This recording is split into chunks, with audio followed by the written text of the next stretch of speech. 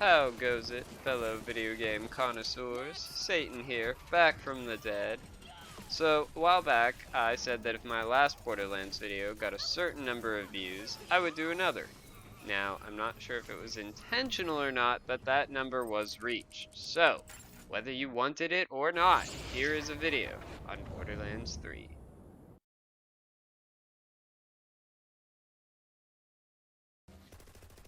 So Borderlands 3 finally released late last year.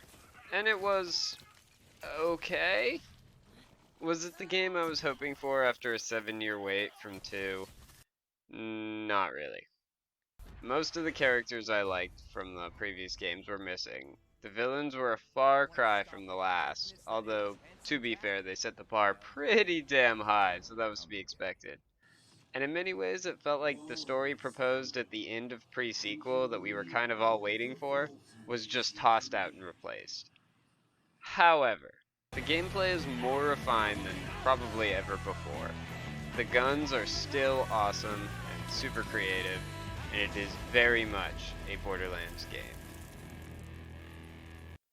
Speaking of awesome guns, here are my favorites so far. One of each type, just to be fair. Alright, starting off with one of the few Malawan weapons in this game that doesn't actually suck, the Wester gun. It always has two elements that you can switch between, which just makes it a really good all-purpose SMG for a variety of enemies. It's got decent fire rate and damage, which is nice. No damn charge up time. Like, seriously, what the hell did they do to Malawan in this game? I digress. But it's pretty much always in my loadout. Next up, we got the Lyuda, which is back from Borderlands 2 and better than ever. Kind of. The biggest change between this one and its counterpart from the last game is that this one's more of a minigun than a sniper rifle. You can basically insta-kill anything and melt the most time-consuming bosses. Yes, Graveward, I'm referring to you. And as a result, it received a pretty steep nerf in terms of power, but I think Gearbox found a good balance. Consumes ammo faster than anything else in the game, but in my opinion, it's totally worth it.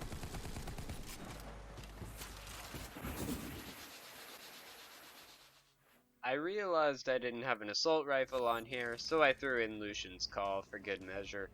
It's an incendiary assault rifle that can fire infinitely with sustained critical hits, so it should be pretty easy to see why I like it.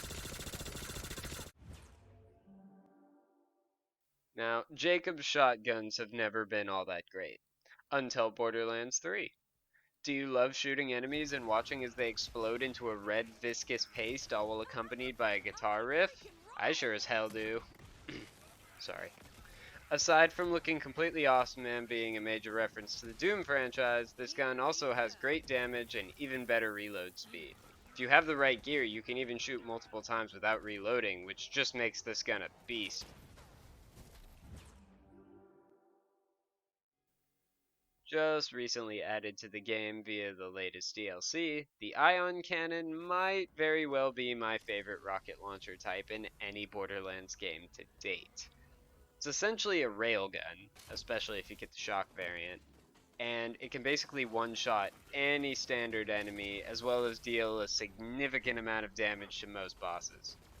I mean, of course it would with 23,000 damage, but you know. In my opinion, it's probably best with Moe's because of her ammo regeneration skill, but it's definitely a force to be reckoned with regardless of who your character is.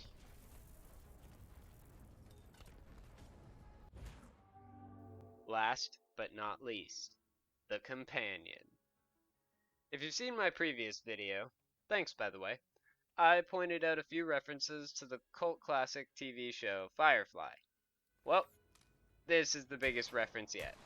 The name is an obvious reference, the amazing red text, the fact that it's a Jacobs pistol, the special incendiary effect it has, and even the magazine size, which may or may not be another reference. I love everything about it. Real talk? Yes, I'm incredibly biased here. It's far from bad, but is it the best pistol in the game? Probably not. But I never said that any of these actually were, just that they were my favorites. However, It's a freaking firefly gun, and I was so happy when I stumbled across it that it rarely leaves my inventory. The series may be done, but fans of the show will never forget. Sorry about that. Moving on. Don't get me wrong, I've very much enjoyed the latest DLC that Borderlands put out. I'm always down for a good old-fashioned heist. But it wasn't at the top of my list.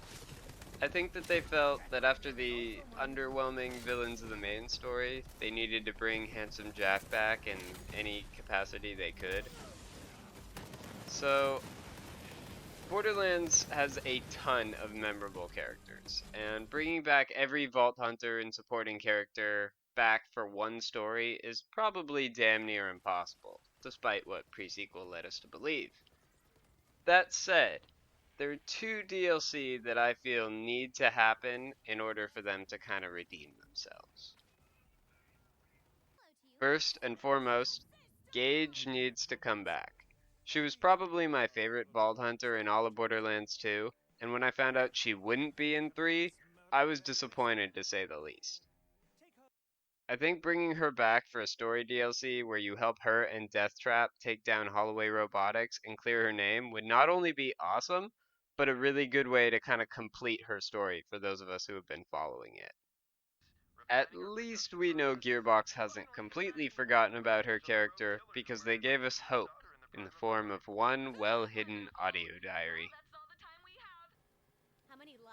Second, and some of you may disagree with me on this, but I don't think Tina was in this story of Borderlands nearly as much as she should have been. Same goes for the rest of B Team. Let's not forget Mordecai and Brick.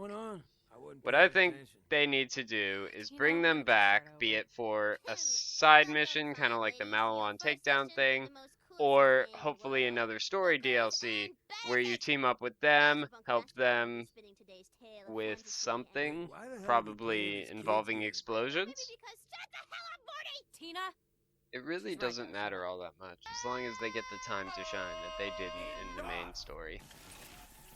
So here's hoping that eventually they bring back everyone's favorites, and if we're lucky, get some more screen time out of the characters that didn't get enough.